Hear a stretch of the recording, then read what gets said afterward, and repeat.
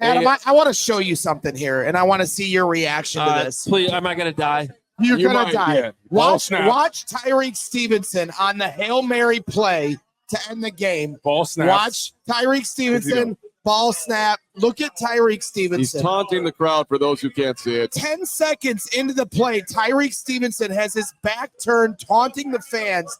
As the play is going on the final play, the Hail Mary that eventually... And he's the one who ends up tipping the ball. But I guarantee you, think about the DBs. Would he not be the tallest guy in the field?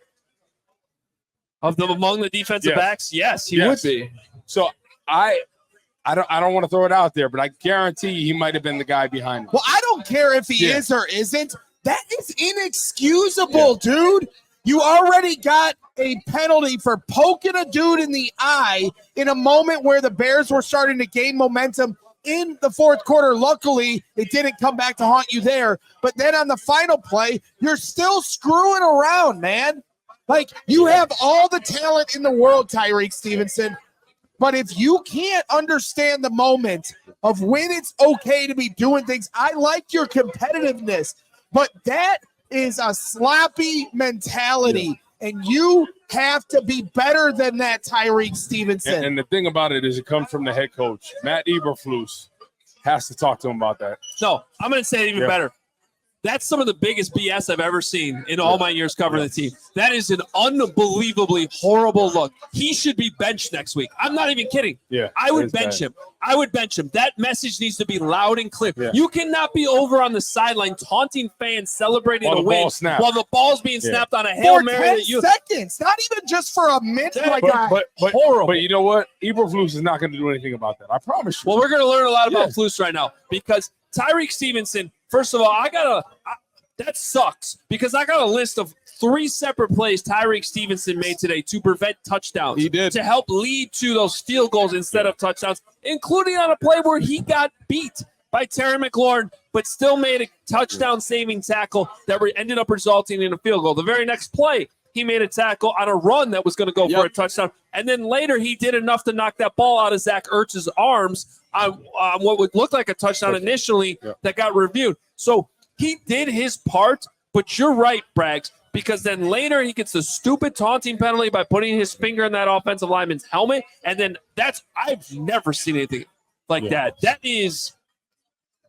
Jorge, I don't even know what to say. I mean, you played the game. That's horrible. Think about it. He's such a talented player, but I think his ego is getting in the way of everything, honestly. I think you see a common theme throughout this league. Guys' egos get in the way of what they're doing. Play football at this point. Listen, you want to be Tommy Tough Guy when somebody's got a helmet on.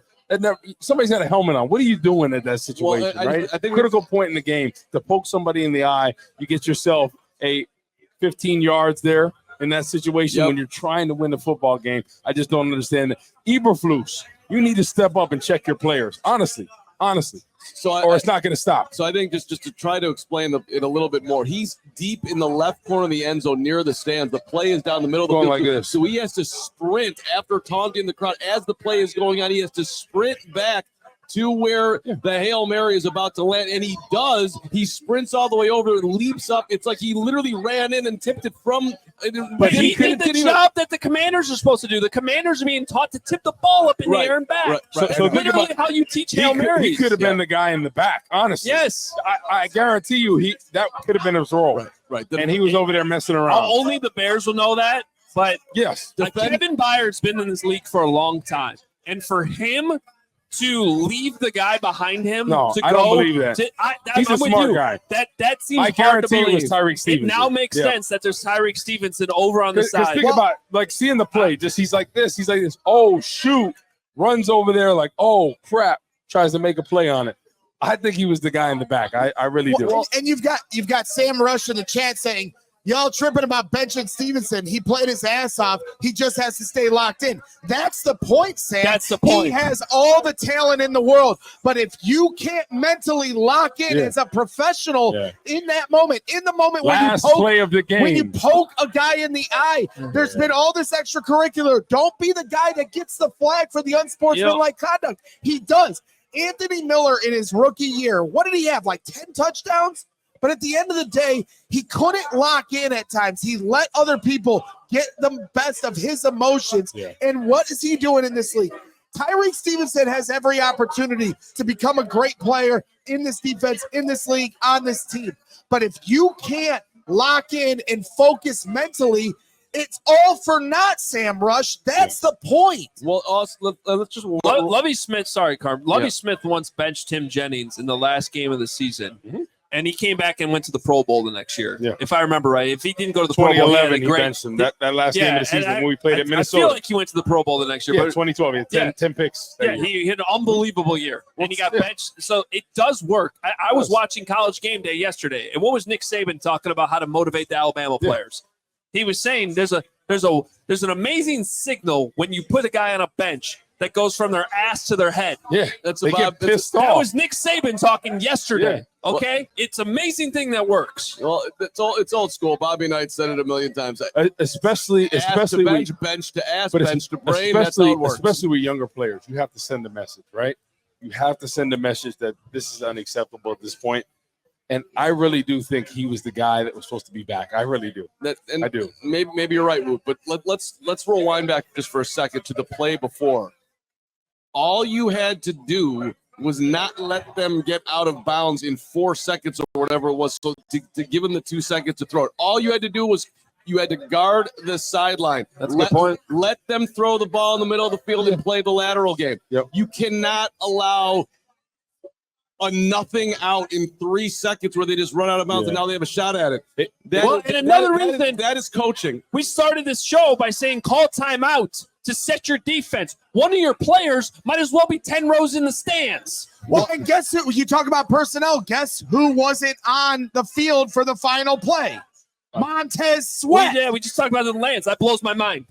I don't understand how this coaching staff can't get their personnel good. Now, unless I know he was banged up, but that makes no sense to me. And then the whole dropping back the linebacker, what are you dropping him back to? Yeah. Well, he's in the middle of the field doing nothing. Oh, yeah. He's not rushing, and he's not back helping the Hail Mary. Yep. You just made it. So now you're playing with 9 guys because you got a linebacker in the middle field doing nothing, and your DP's 10 rows in the stands. I would rather them rush 5 people in that situation, honestly. You get the ball out quick, the ball's going to come out short. I promise you that in that situation. Unbelievable. I honestly, unbelievable, unacceptable, and embarrassing. That highlight will be ran all day long on social media. That is embarrassing. There have obviously been plenty of other games where we've sat, even in the last 3 years when we've been doing this show, where we've talked about embarrassing performances or bad losses or questionable decisions. But in terms of an end-of-game blunder, I do not remember one this bad since Mark Trestman kicked the ball on 2nd down in Minnesota. 100%, right? From the passing the ball on 1st and goal on the 1, right? Yep. That situation. And then the end of the game, the last play. And the play before that, not keeping them in bounds. Not seemingly being a sideline. Not setting the defense to the edges of the field. What it feels like as a fan, it feels like the Parkey double doink moment. That's how it feels. Obviously, a much bigger implication in the playoffs, and that's the difference. It feels devastating for the team, for the season, as a fan, but you have an opportunity to get off the mat here these next 2 weeks before you go into your divisional play. And it's going to come down to how this team responds here this week to how they came out and played today. And responding to moments like that with Tyrique Stevenson, you guys want to have a leadership committee with the coaches, have a leadership committee with yourselves too, because there needs to be some accountability when there's things like that going on the final play that decides between a win and a loss. Could be the difference between making the playoffs and not. Well, there's one option, yes, 100%, and it kind of feels that way when you look at the schedule and what's about to hit them in a few weeks. My question to you, Woot, we got Flus coming up here too. I want to hear from him. Well, I don't know if I want to, but we have to. So there's obviously the option of the coaching staff handling this and benching a guy. Yeah. How would some of the leaders that you played with handle that type of situation? Not that ever happened, but something like that came up. How would that be handled in-house? Does he need to apologize in front of the team? Add that on to this answer. 100%. Guys I played with, like Lance, who's on the show with me, Brian Urlacher, right? Peanut Tillman. They wouldn't allow that. Julius Peppers, they wouldn't allow that crap to keep in. The thing is, you lock in, you focus, right? When you make a big play in certain situations, you have a sack, hey, you make a play, right? You have fun. But in that situation, him taunting the crowd when it's the last play of the game, you have to be kidding me. Yes. And honestly, if nobody's checking him on the team, I have to question who are the leaders on this team. And you're going to allow that to creep in because Lance and Urlacher and Peppers and Peanut Tillman, they would have never let that crap happen. In those type of situations, you got to lock in at the end of the game. So there is no excuse for that. And Flus, you have to set the precedent for this team, right? You cannot let stuff creep in, and I feel like he has been letting it. And what was it, Matt Pryor, when he let a sack up, he's like, oh, he did a great job getting on the ball. Great job to him. What? You got to be kidding me in that situation. So as a player, would you want him to apologize in front of the team? 100%. You would. You would. We all silly like the mayor.